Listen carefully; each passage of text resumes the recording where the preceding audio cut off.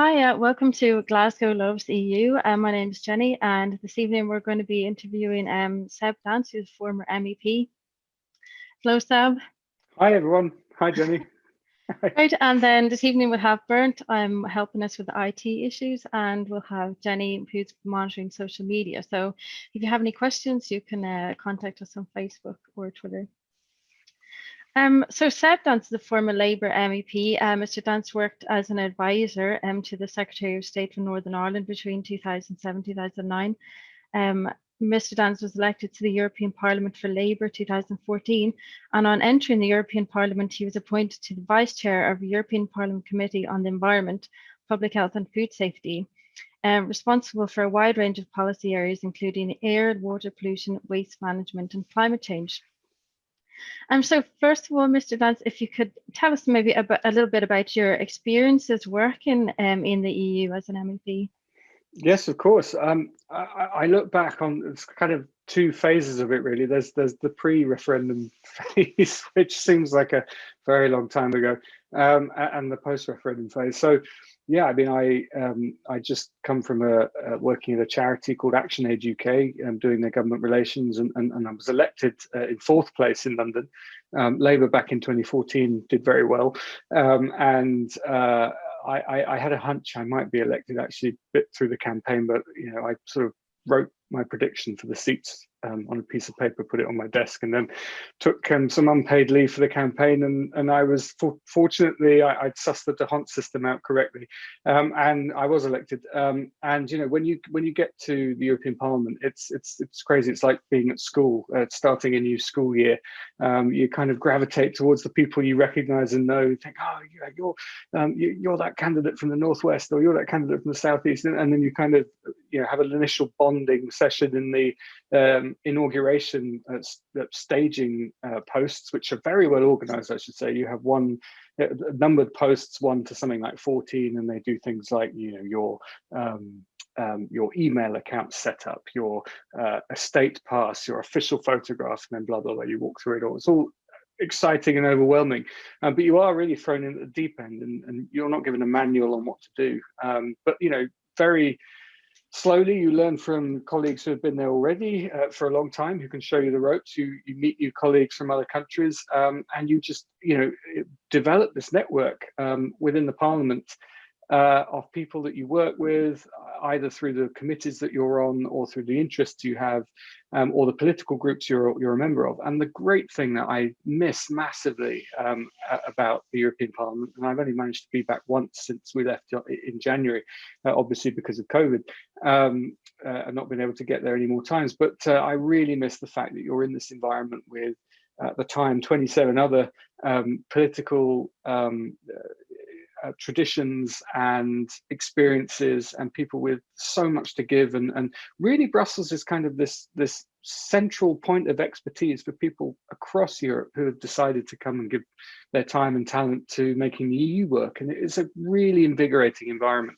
And I have to say, as someone who's also worked in Westminster, it contrasts quite a lot to some of the atmosphere that I had even back when I was a special advisor at the end of the 2000, the first decade of this century. It makes me sound really old. And obviously I go back to Westminster, or had gone back to Westminster quite a lot. And I was always struck by that difference in feel and atmosphere. And then obviously post the referendum, everything changed. I mean, everything changed. And we knew really, I mean, we were, even in 2014, there were sort of signs of trouble, obviously. And up until the 2015 chaos with Ed Miliband general election, we always had this kind of, I had this fear, certainly, that, if there's a Tory majority, then a referendum will happen. And it's not obvious that we would win it because of the last 15 years, say, of consistent Euroscepticism, particularly in tabloid press and elsewhere, and I think a general lack of understanding as to what the EU is and what it does. And then, of course, the referendum came, and so we did have some sense beforehand, but really it was a real body blow. And then, of course, since then, I did everything I could, really, which wasn't very much in the sense that I couldn't do very much, but I did what I could, as we all have, of course, to try and stop it. And I don't make any apology whatsoever for saying, yes, my goal was to stop Brexit. Absolutely. I think Brexit is existential. I really do. I mean, you guys in Glasgow, you know, you'll have your own kind of separate discussion as to what this means for the union, you know, between Scotland, Ireland, Northern Ireland, England and Wales, of course.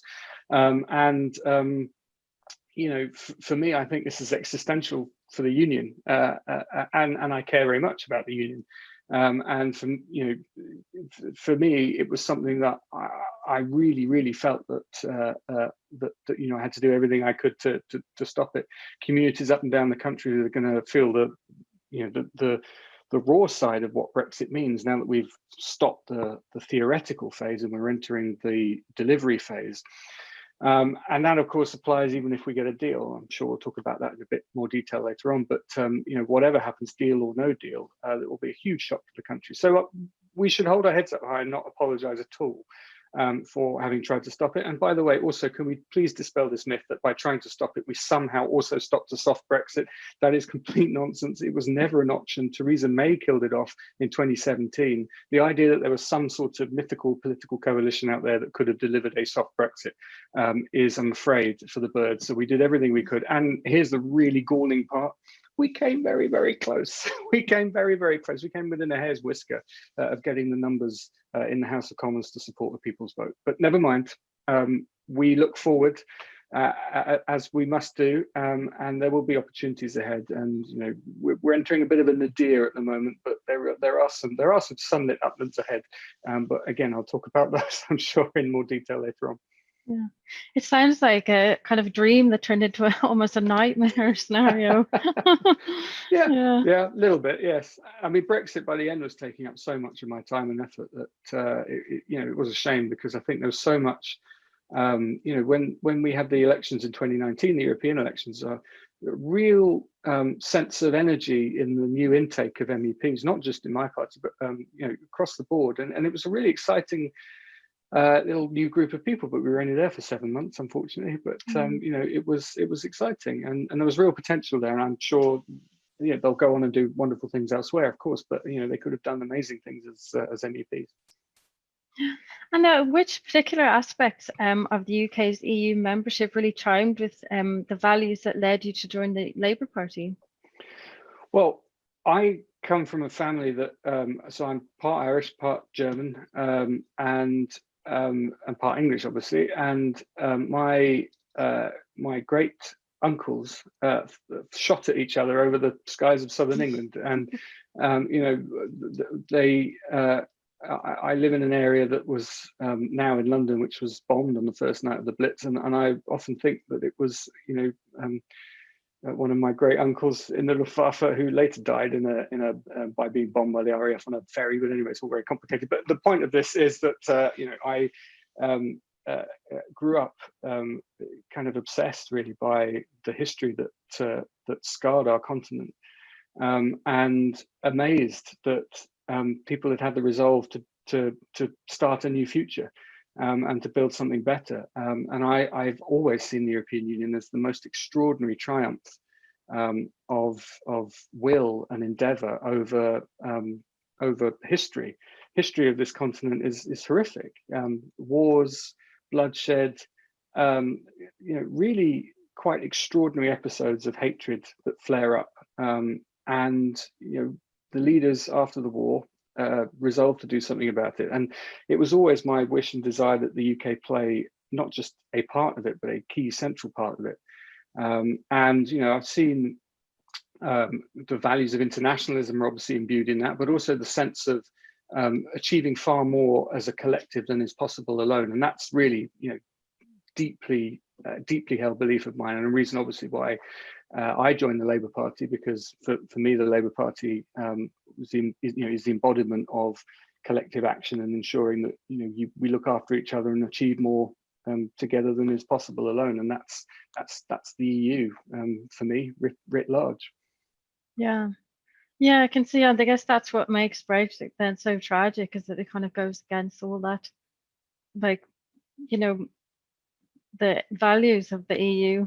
But so getting into the nitty gritty then of actual Brexit, so there are obvious benefits of being in the EU, such as, very visible aspects such as lorries, moving swiftly through ports, etc. Is there any particular invisible aspect which you think might become all too visible, depending on whether a deal is struck or not? Yeah, I think, we have a sense of solidarity and belonging to something, real yet intangible, and that's being an EU citizen. So knowing that you are treated equally depending on whether or not you come from Latvia or Spain or Portugal or Slovenia, and that sense that we are part of a bigger community that has a common set of struggles and a common set of problems for which there are common solutions. And actually, you only get to those solutions by taking experience from each and every part of the union and learning from best practice effectively. So I think we will lose quite a lot of that without realizing it, because of course we're excluded from the conversations, we're excluded from the networks, and we're going to have to work very hard in order to be part of that again. Now, it's obviously not, the EU is not the be all and end all of everything. Of course it's not, but it is the most obvious and probably the best example anywhere in the world of a set of institutions that facilitate the kind of things that make us feel European, that make us feel part of a collective, that mean that we're not restrained by the community that we live in or the country we live in, but that we have much broader horizons, and that we exist not just to kind of pursue our own goals at all costs, but actually to try and do some good in the world. So, for example, when it comes to climate change or when it comes to international development, these are the things that scaling up allow us to take much more effective action on. And it's not just about feeling good about ourselves, it's actually about saying, look, everybody is part of the human family, and we're all facing similar problems to different degrees. The only way we're going to find solutions is by working together and scaling up. So I think we will lose that immediate sense.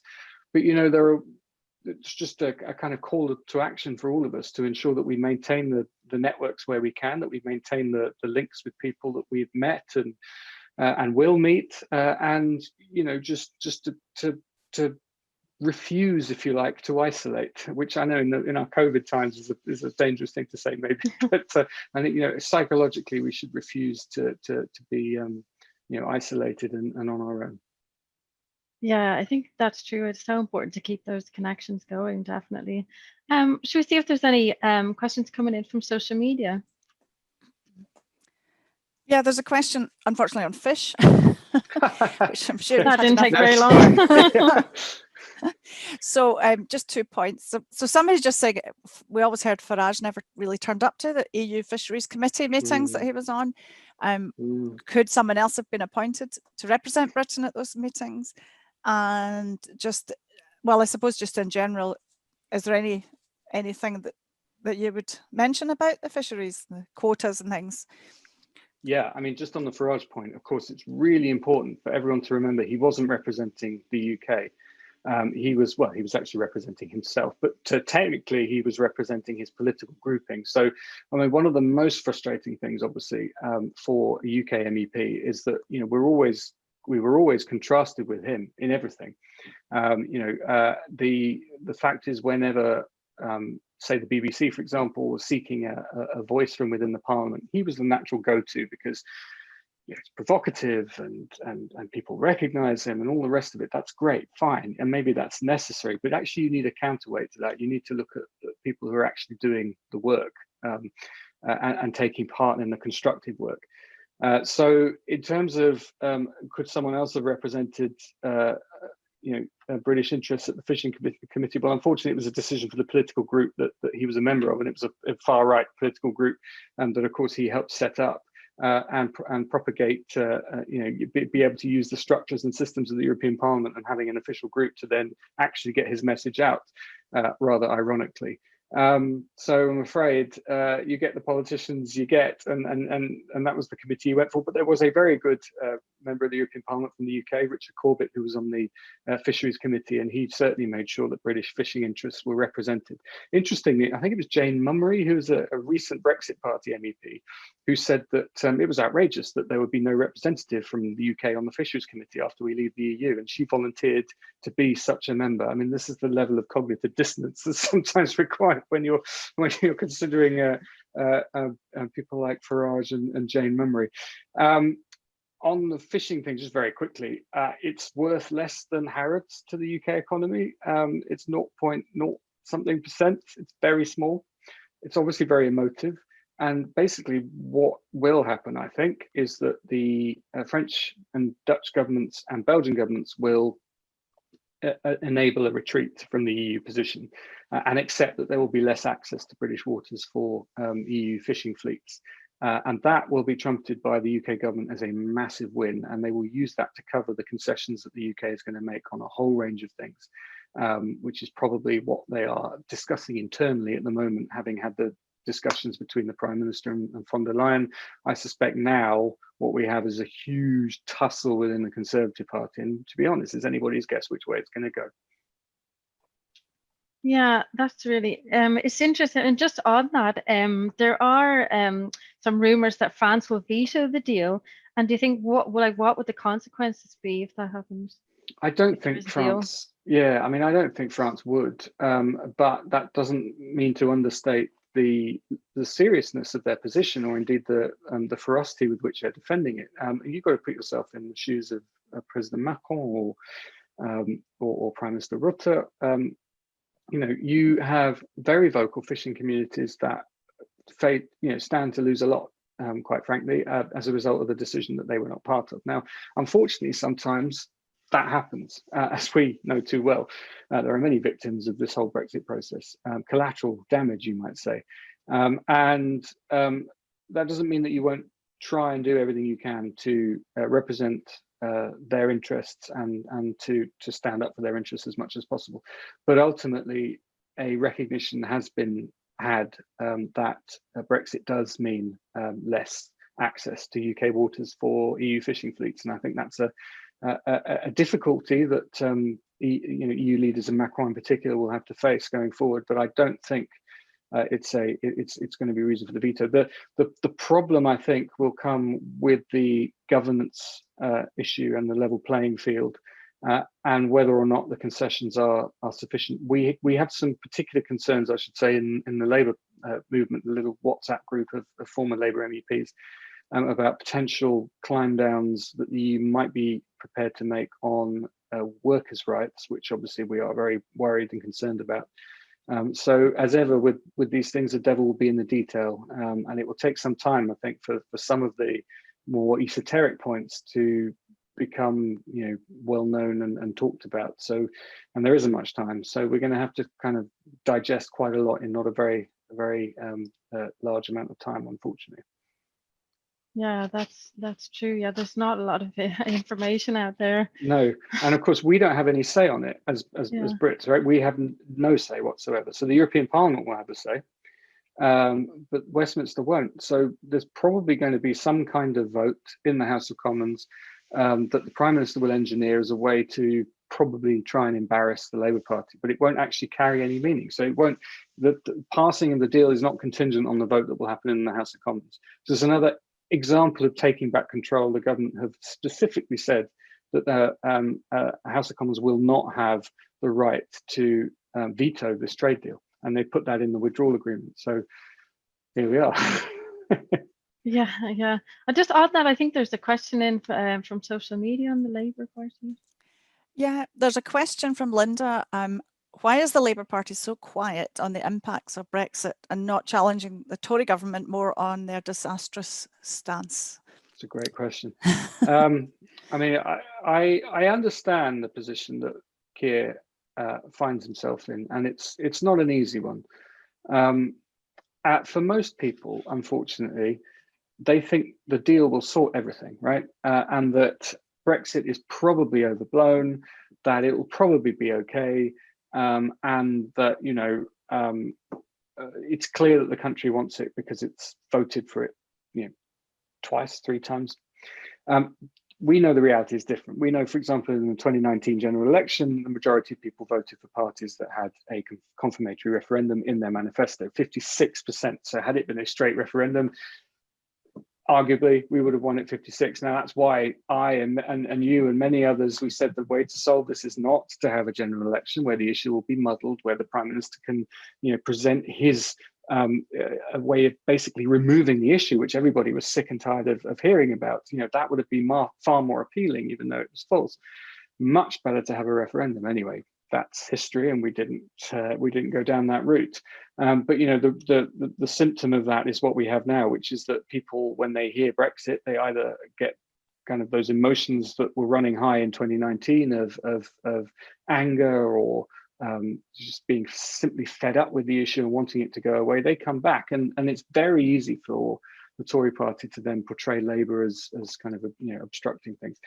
Now, it's not to say that I think that it's all going great and that I agree with this silence. I don't. The thing is, we're going to leave the single market and the customs union, and as much as I hate that, and I hate it, it's going to happen. And so we really need to focus on the future. And what I've been saying to my Labour colleagues who are minded not to say very much on Brexit is, okay, I understand the plight you're in. However, we cannot let them get away with this because we know the damage this will do.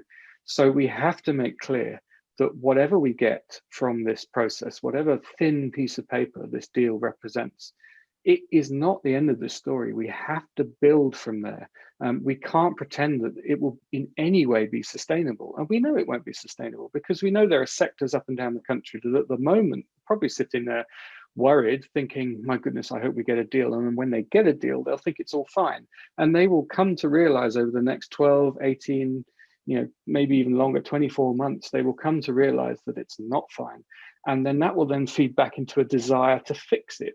And the desire to fix it was there's only one answer to that, and that is to reintegrate some way into the European ecosystem. Now, you'll have sector after sector after sector coming out of the woodwork. Slowly but surely, they'll be saying this, and the dial will shift, pendulum will shift, the opinion will shift. But the Labour Party needs to be ahead of that. It can't simply wait until it happens. It's got to be part of the process of leading that. And I'm also very clear, by the way, just to be very positive to everyone here, and I don't know how long it will take, but there's only one logical conclusion for where that process ends, right? It's rejoining at some point.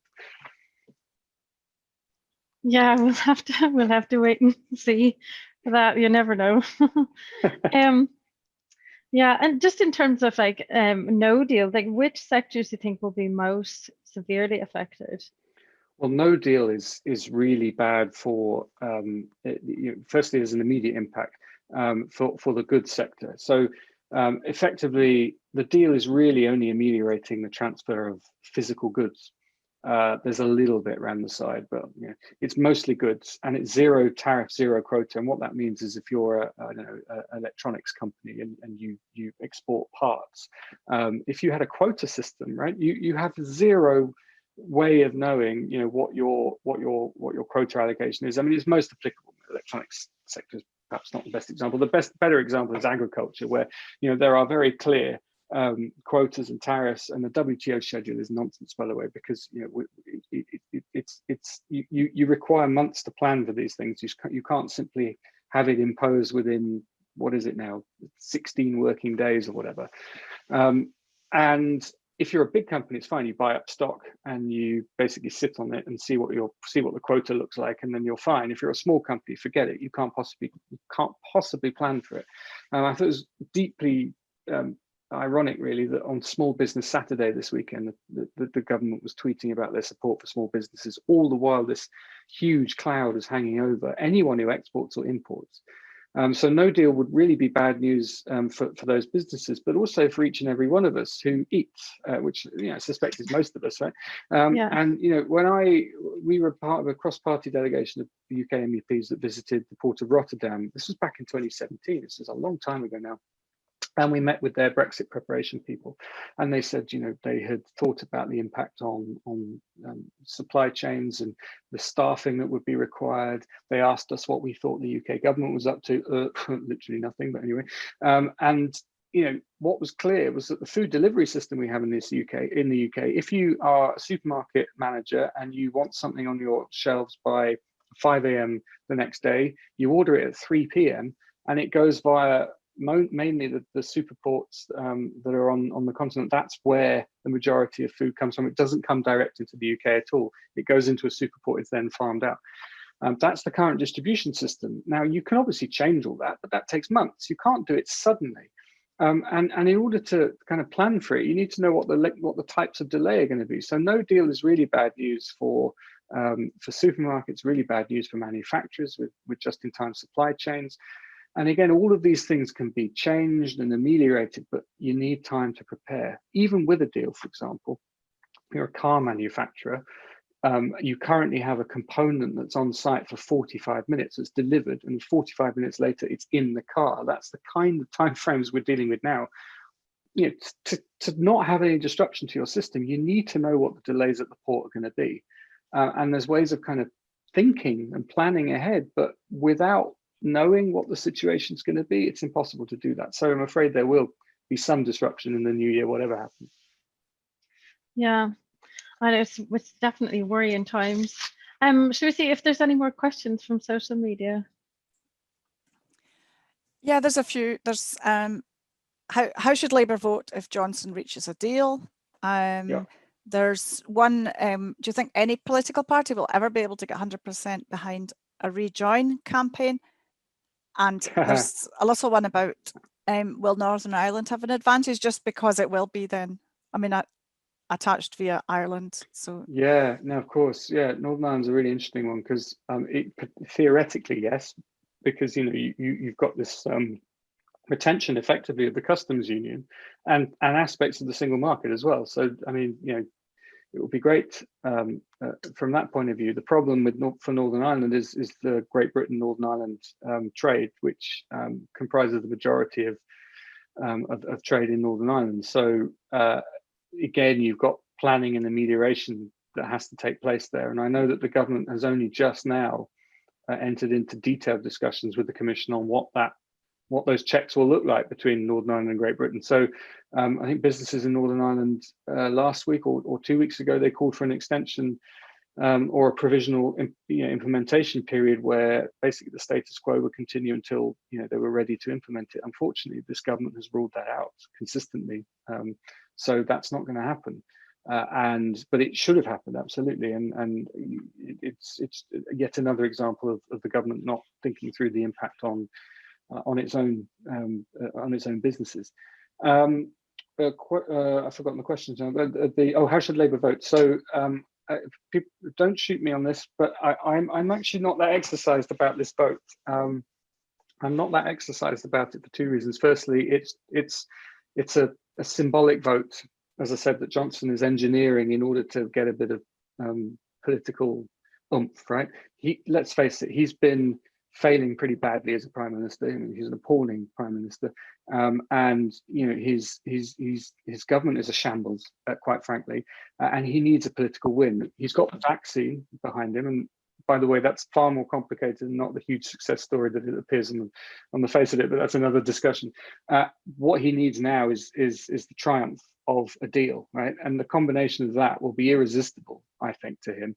And will be a pretty miserable time for pro-Europeans, I'm afraid. We're going to have a few miserable weeks, ahead of us, so we need to steel ourselves for that. And part of that kind of political noise is engineering a vote to embarrass Labour. And if Labour votes for the deal, then he's able to say, look, everyone's behind us now with Brexit, and the arguments of the past are over. If Labour abstains, he's able to say, look, they have no backbone, they are just spineless, they don't know where they stand on this. And if they vote against it, then they are delivering the very thing that they tried so hard to avoid, a no deal, and they are shameless, and they'll do anything to kind of try and embarrass the government. So I'm afraid there are no good options for the opposition on this. It's a really tricky position to be in. I've come over the last few days, actually, probably more into the abstention camp than I was before. But the reason I don't think we should be that exercised about this vote is precisely because it's a fake vote in that sense. It's political theatre. The real battle comes after the 1st of January, and it comes after accepting, unfortunately, that we are going to leave everything, the single market and the customs union, but also recognizing that it is doomed to fail. There is no conceivable way that Brexit can be a success. We might have left the organizations and the institutions, but physically we're still in Europe. Physics and geography still applies. And guess what? The #1 rule in trade is physics and geography. That's just how it works. So this is going to end very badly, whatever happens. So that's my plea really is, I know it's awful at the moment to feel as if, the Labour Party's abandoned Remain, but I'm afraid there's no such thing as Remain. There is only at some point rejoin, and in the meantime there is this kind of need to get back into the European ecosystem and to demonstrate the failures of Brexit. And that is really what the Labour Party needs to do here on in, is to demonstrate the consistent and quite frequent failures of Brexit and to pin it on the Tories. And that's probably why abstention makes more sense in terms of not trying to co-own Brexit. But we'll see which way that discussion goes. And there was a third question. I'm sorry, I've forgotten. Yeah, I think it was on the advantages maybe that attached to Northern Ireland. Oh, I think I answered the question. It was could any party get 100% behind rejoin? Yeah. And that's I think yes they can. And I suspect that it will become more and more obvious as we go on. Cast your mind back to 2016, if you can bear it. And immediately after the referendum, I think it was basically us here and a few of us on Twitter saying we should have another referendum. I mean, we were such a fringe voice. People thought we were basically in grief and in shock, and in part we were, but they basically refused to countenance this as a sensible idea going forward. And clearly, Seb, just you've lost your mind. We're not going to have another referendum. Just accept that Brexit's going to happen. Blah blah blah. Anyway, fast forward, and some of the people that were saying that to me and saying some quite vociferously, I shan't repeat some of the things they said to me, but they then became some of the leading advocates for a people's vote. So what changed that was the observation of the reality of trying to implement Brexit. Now, we've been pushed back a lot by the general election. We've been pushed back a lot by this kind of mood of exhaustion, and of course we've been pushed back a lot by COVID as well, which has consumed the political discourse for everyone. But just don't give up. Look at what happened in between 2016 and 2019, and I think the same thing will happen again. People who now think it's absolutely we can't possibly reopen this discussion or even consider talking about going into the single market again, that will change. And that will change the more and more examples of the hurt that will be caused to businesses, to universities, to citizens and their rights. The more and more we have examples of that and can point to it and link it to Brexit, the more inevitable that move back will be. Yeah, it's good to hear something hopeful these days. I think we're running over time now. So we'll just a few more questions. So like you were saying that we need to keep the campaign going. Is there any kind of practical steps that like grassroots, groups like ourselves can take going forward? Yeah, how we can keep those connections going? Yeah, absolutely. I mean, the first thing is we are going to, and I don't think I can say this enough, we are going to go through a really difficult 2 months. And you're going to find periods where you almost kind of despair at the state of things. As I said, this feeling that the Prime Minister has secured this great victory will be there. The sense that Remainers, kind of are to blame for everything that's happened, and if only they got behind May's deal, that's already there, and it's miserable and it's complete nonsense, but it's there, right? And it's Christmas and it's the end of the year, and whatever your beliefs and your traditions, it's also a time, I think, for everyone just to sort of take a deep breath. And I would urge everyone to do all of that honestly and enjoy yourselves, because I promise you, it's not sustainable. Okay, what is going to happen in the new year, as miserable and as awful as it is not sustainable. So hold on to that. and realize that everything from the 1st of January is about rebuilding. So the 31st of December is about destroying things that have taken decades to build up. But actually, I don't know, I quite like Lego, and sometimes if I drop the Lego that I'm working on and I go, oh my God, it took me forever to do that. But then there's the joy of actually rebuilding it. And that is what we're going to be doing. We are going to be rebuilding bit by bit by bit. So keep these networks, absolutely. Work collaboratively and across borders as well. It's really important that we don't lose the links with our sister groups across the EU, and indeed not just the EU. I mean, let's face it, there are pro-European groups in countries like Norway and Switzerland as well. People who want to be part of a bigger community, and just make sure that we keep the pressure up. One of the most practical things we can do going forward is to document and case study each and every example of how leaving the EU has affected individuals or groups or communities, and sectors as well. And we can compile a huge body of evidence effectively, and look at it as something that needs evidence, and has perpetrators. Calling it a crime is slightly emotive, but it has that element to it that I'm afraid this is going to do significant harm to our country. We know the people who have brought it upon us, therefore we need to gather the evidence to pin it to them. And to be honest, I think the rest will flow from that. Yeah.